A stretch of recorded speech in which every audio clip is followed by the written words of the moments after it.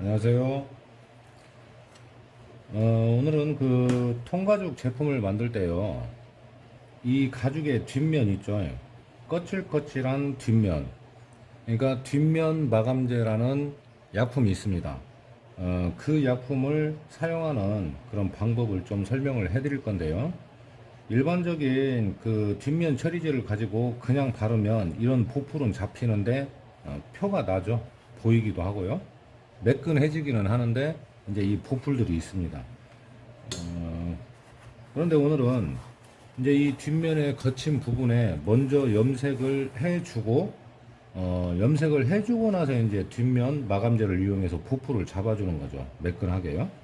지금 상당히 지금 거칠거칠 하잖아요. 이 부분을 염색을 먼저 하고 그리고 나서 뒷면 마감제로 해서 마감하는 것을 설명을 좀 해드리겠습니다. 지금 이런 사이즈의 제품을 만들 때 이제 이쪽 면에 지금 광택까지는 내지는 않았는데 이쪽 면에 뒷면 마감제가 묻으면은 안 좋아요. 그게 얼룩처럼 보일 수도 있고 문제가 생길 수 있기 때문에 이런 이제 종이를 이용해서요.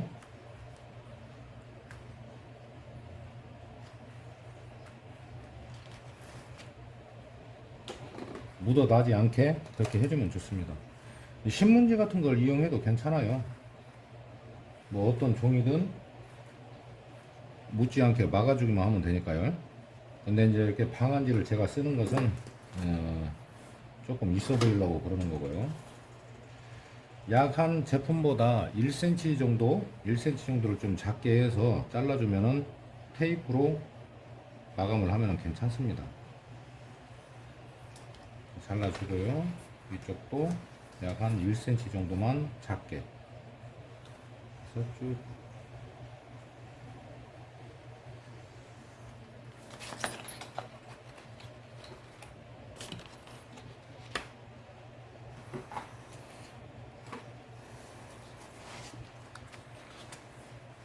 조금 사이즈를 작게 종이를 잘랐어요. 재단을 했는데 여기에 이제 마스킹 테이프로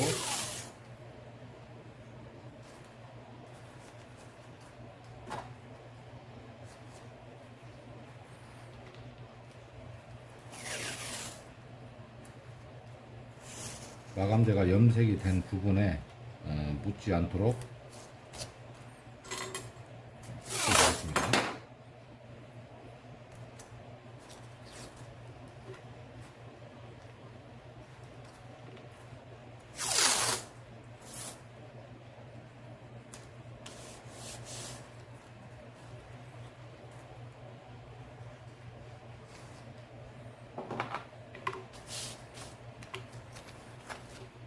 종이 테이프는 접착력이 그렇게 세지가 않기 때문에요. 비교적 뭐 큰 문제가 생기거나 염색력이 떨어지거나 그런 일은 없어요.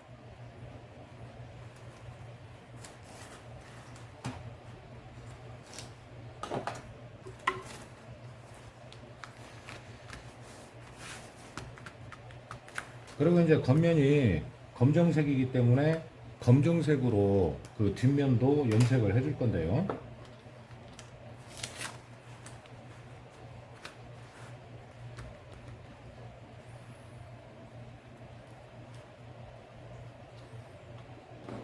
염색약품에 이제 잘 이 포풀의 안쪽까지 잘 발라질 수 있도록 조금 희석제는 많이 쓰는 것이 아니고 뭐 몇 방울 정도만 섞어도 괜찮습니다. 희석을 좀 해주고요.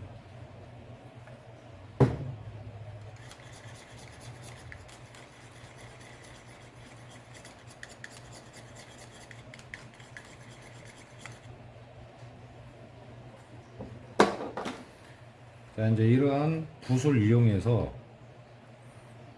양이 너무 많지 않게요. 그러니까 양이 너무 많아버리면 너무 깊이 스며들고 아니면 뭐 바깥쪽으로 가죽이 얇은 걸 쓰다 보면 바깥쪽으로 나올 수도 있기 때문에요. 양을 많이 하지 마시고 적당량을 골고루 펴 발라줍니다. 두껍지 않게요.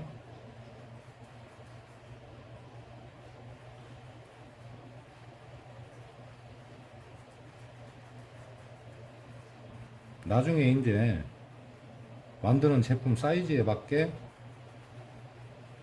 자를 거니까요. 지금은 현재는 약간 좀 여유 있게 만든 거예요. 크기를요.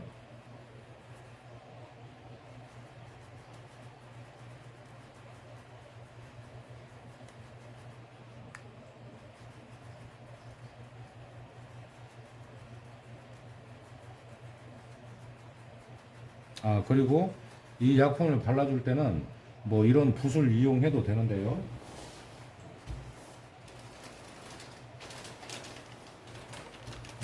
지난번에 보여드렸던 이런 염색봉 있죠? 이런 걸 이용해도 괜찮습니다.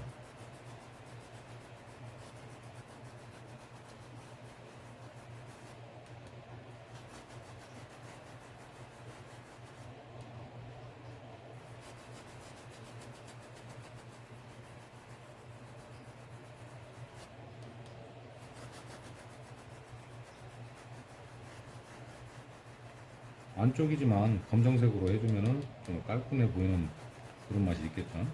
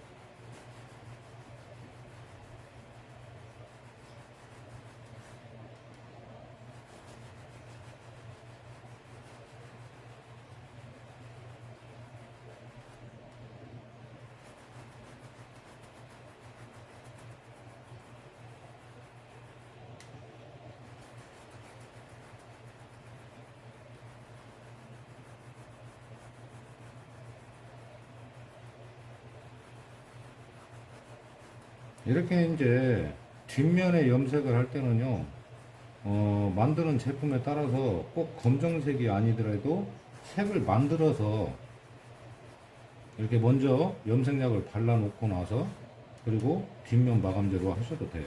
다른 색도 잘 된다는 얘기죠.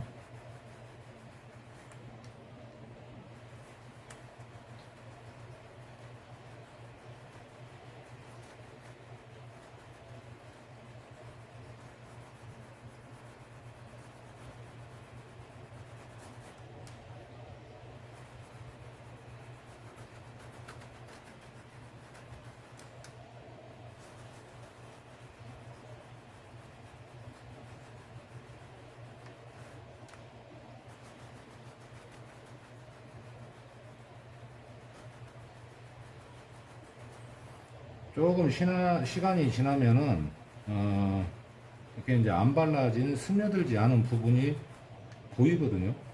그때 그 부분들을 다시 발라주면 됩니다.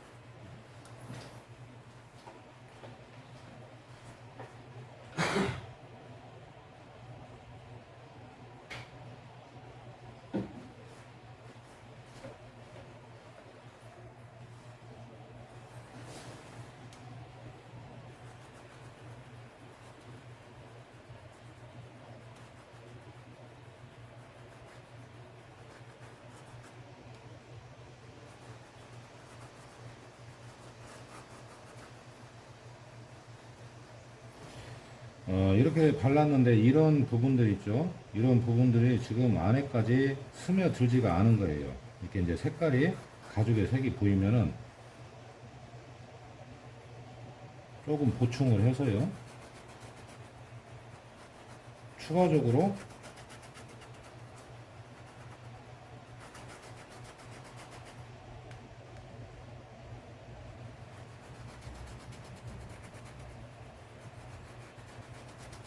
이렇게 이제 메우는 식으로 발라주게 되는데요. 처음에 그러니까 양을 너무 많이 해서 한 번에 끝내려고 약품의 양을 너무 많이 해버리면은 별로 좋지가 않습니다.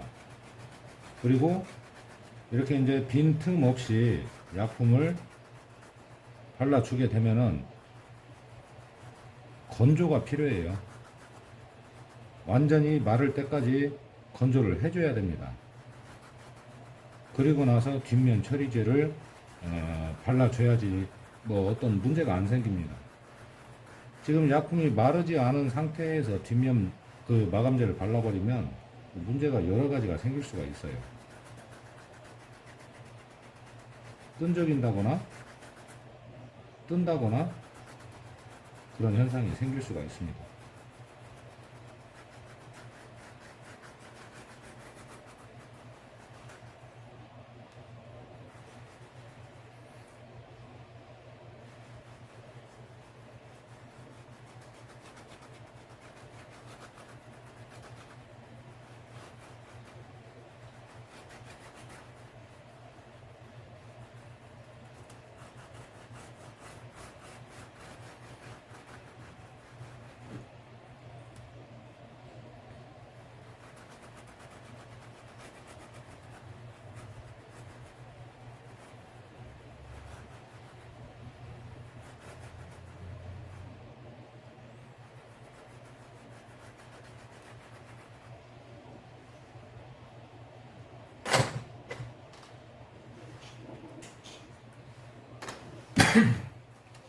자, 이제 이렇게 염색약을 발랐는데요.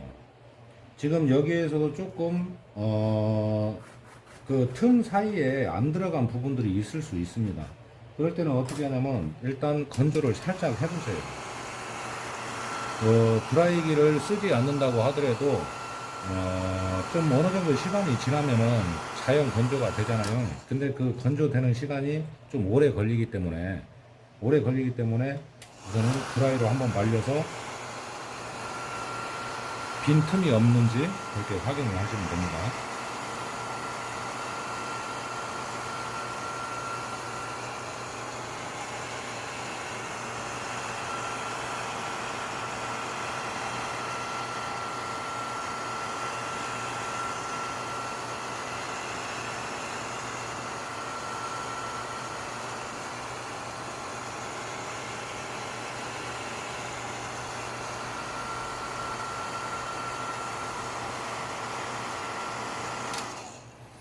약품 자체가 수성이라 좀 빨리 마르기는 하는데요.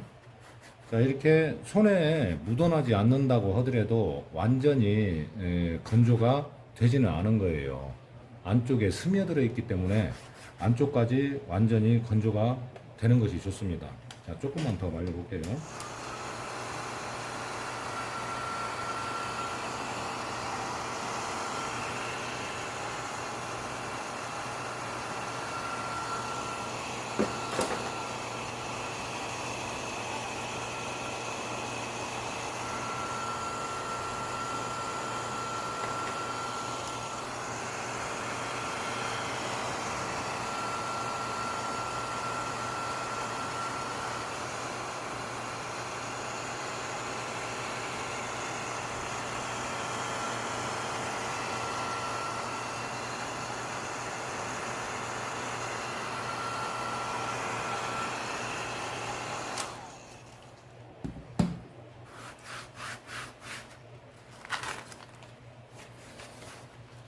자, 건조를 했는데 이런 부분들 있죠.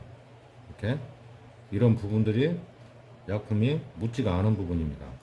그런 데는 살짝만.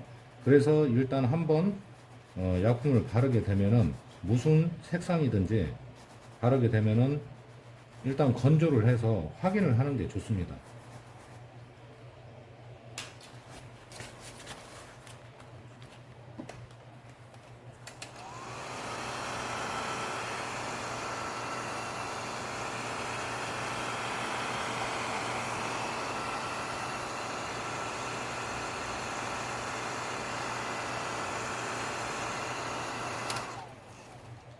자, 이렇게 가죽의 뒷면에 먼저 염색을 해주고 나서 뒷면 마감제를 사용을 하면은 그 색은 그대로 있으면서, 바탕 색은 그대로 있으면서 뒷면이 매끈하게 되는 것이죠.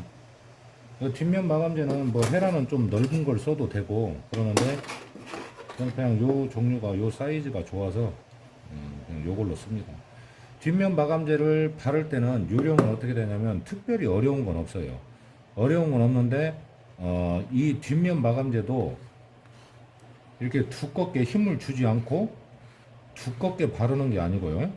어느 정도의 힘을 줘서, 어느 정도의 헤라에 힘을 줘서 이렇게 펴질 수 있게, 얇게 펴질 수 있게 발라주시면 됩니다. 네.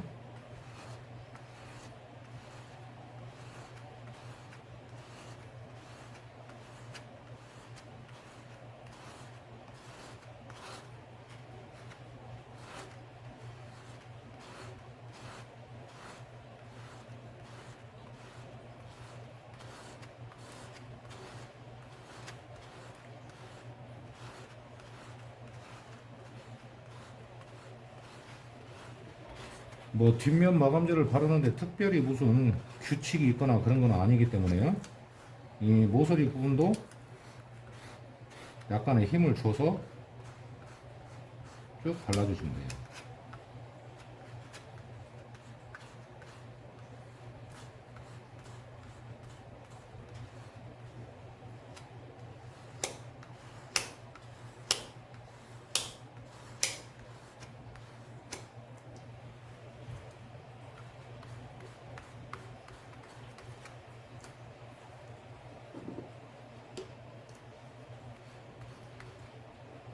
잘 펴질 수 있게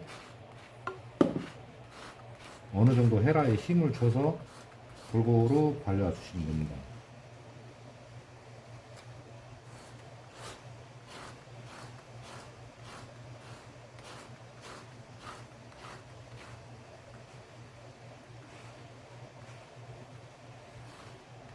공예를 하시는 분마다 좀 스타일이 다 달라요. 그런데 이런 뒷면 마감제를 발라줄 때는 저는 가급적이면 얇게 펴 발라주고, 또 하나는 웬만하면 한쪽 방향으로 해줍니다.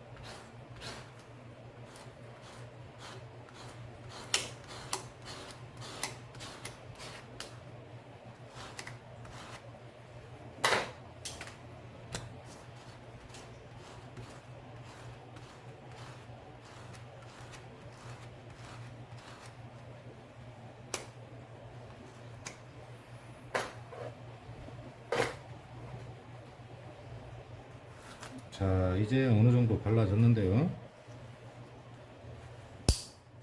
완전히 마르기 전까지 안 펴진 부분은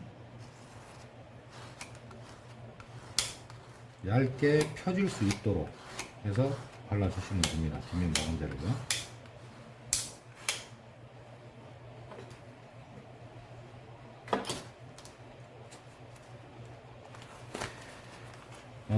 이렇게 뒷면 마감재로 해서 보풀을 잡아주고, 그리고 나서 조금만 더 두텁게 해주고 싶다 하면은 뒷면 마감재를 또 얇게 빼서 한 번 더 작업을 해 주셔도 됩니다. 그러면 잠깐만 건조를 또 해볼게요.